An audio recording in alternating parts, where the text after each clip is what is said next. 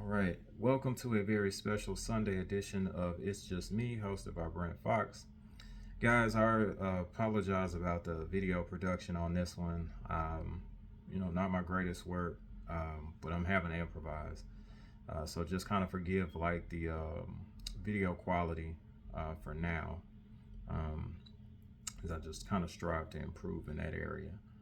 Okay, so getting right to it, I just wanted to make sure that I gave reverence and respect to a boxing legend, Mike McCallum, or Mike the Bodysnatcher McCallum. Now, this gentleman is a boxing Hall of Famer. He is actually, or was actually, a low key trainer to some current fighters that needed help as far as like being able to attack the body. He was a go-to guy for that.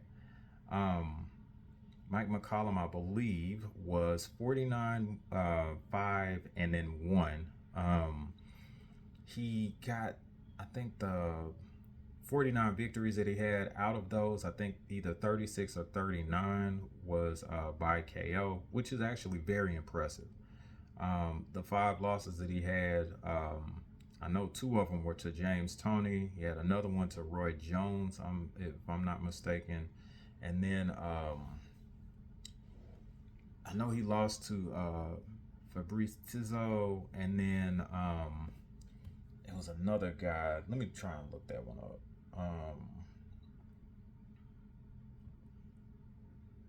Okay. Because I want to make sure it was okay, all right, it was Sumbu Colombe, and he actually wound up avenging that loss.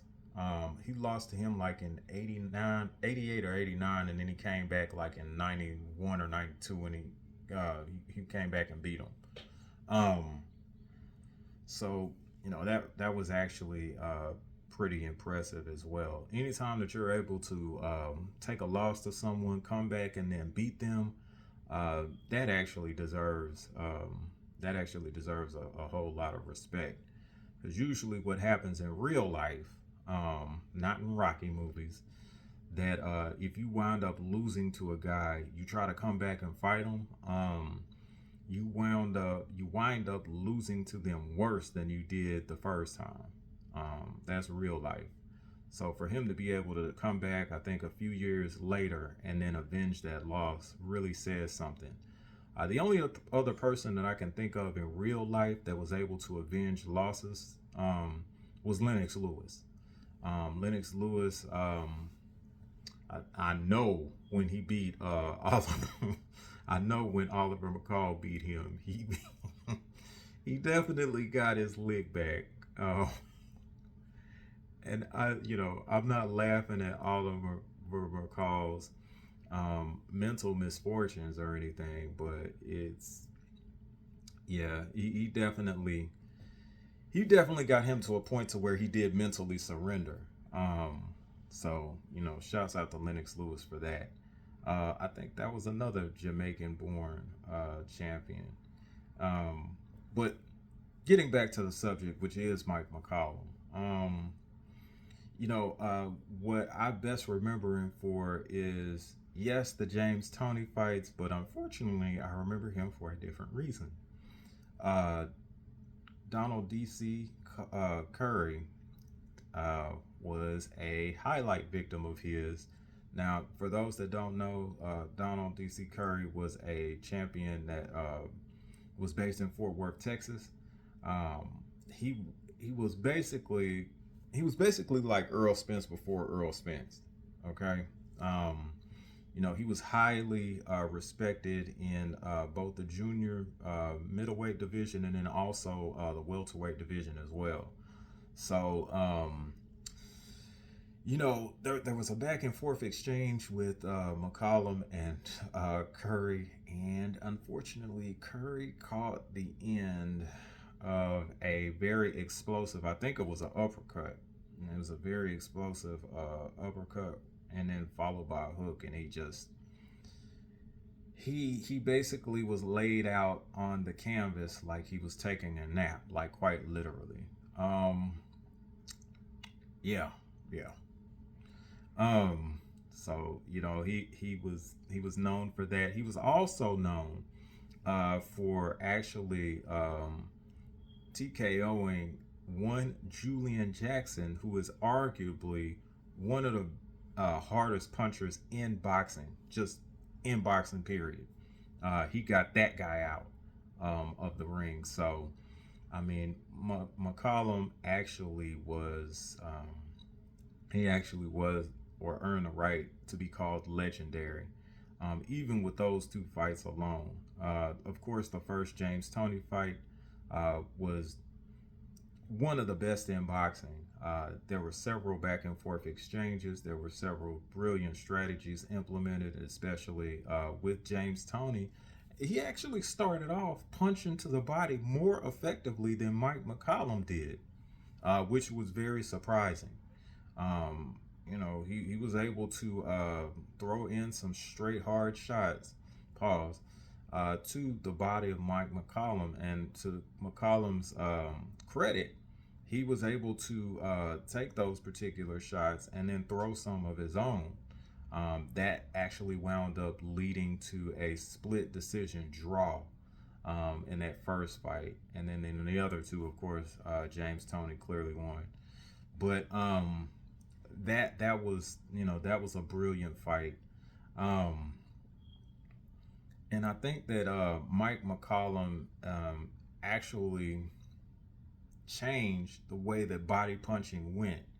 Of course, when you're learning boxing, you're taught the fundamentals, and those fundamentals basically are, hey, when you get ready to punch someone in the body, you basically have to change levels, which means that you basically have to duck and get down and then punch.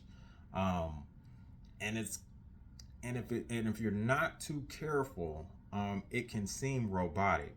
What McCollum did was he was able to slip shots, roll under shots, and then just rip to the body.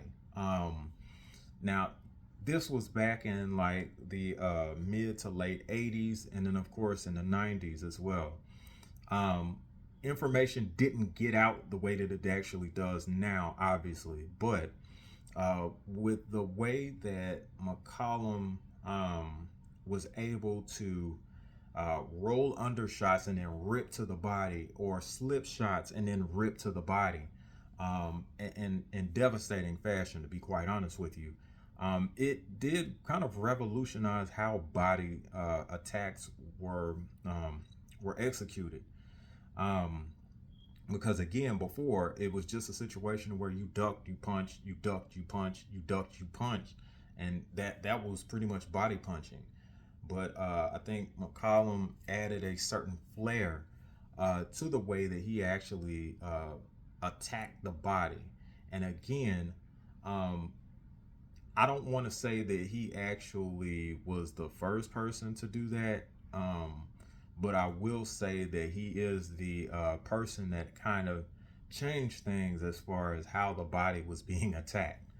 Um, Now, if you want to argue or debate about maybe Roy Jones being able to attack the body a bit more effectively, I mean, you can make that argument, but at the same time, Roy Jones in his prime was did very unbelievable things.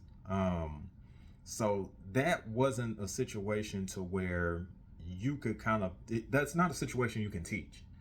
McCollum, you can actually teach that, but yes, there are requirements for some athleticism and some rhythm. To be quite honest with you, but it can be taught. Yeah, you being able to just kind of slip shots, which is basic boxing. You slip shots, and then you're able to roll under shots, and then start ripping to the body. Um, that is something that is teachable. Okay. What Roy Jones did was you use your God gifts to pretty much do what you want to an opponent. That's not something that you can actually teach. Um, but I think that with Mike McCollum's work to the body, It's inspired several of today's fighters. I know that at one point, Devin Haney was actually seeing Mike McCallum as a specialist um, as far as work to the body. And I think that that actually helped him. I know it helped him with the Lomachenko fight, where he was actually just ripping Lomachenko's body. And that is what helped him win that particular fight. So, you know, and I think that Mike McCallum had actually gone over or trained with him quite some time before that Lomachenko fight. But I think that what he may have picked up from Mike the Body Snatcher McCallum um, helped him tremendously in that fight. So yeah, you know, again, body punching, which I have a deep reverence and respect for, does seem to be a lost art. Not a lost art, I'm sorry. It seems to be underappreciated. Thus, I wanted to show proper appreciation for Mike, the Body Snatcher McCallum. May he rest in peace. And thank you, champ, for the many wonderful fights that you've actually provided to us real boxing fans. And we will always have a deep and reverent respect for you, Mike McCallum. I'm going to do a silent 10 count, and then we'll go ahead and wrap up the show.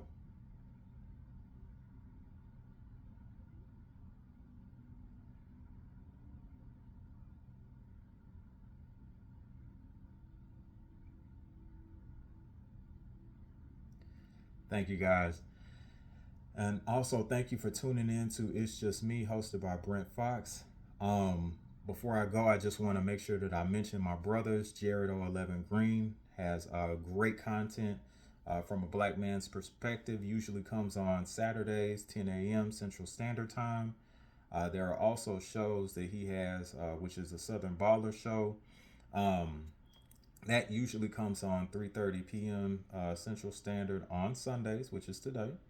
And my brother, Coach 67 Sports TV, also has a plethora of shows uh, for the Southern University athletics. He talks football and basketball and other sports as well, primarily football. Those are scattered throughout the week.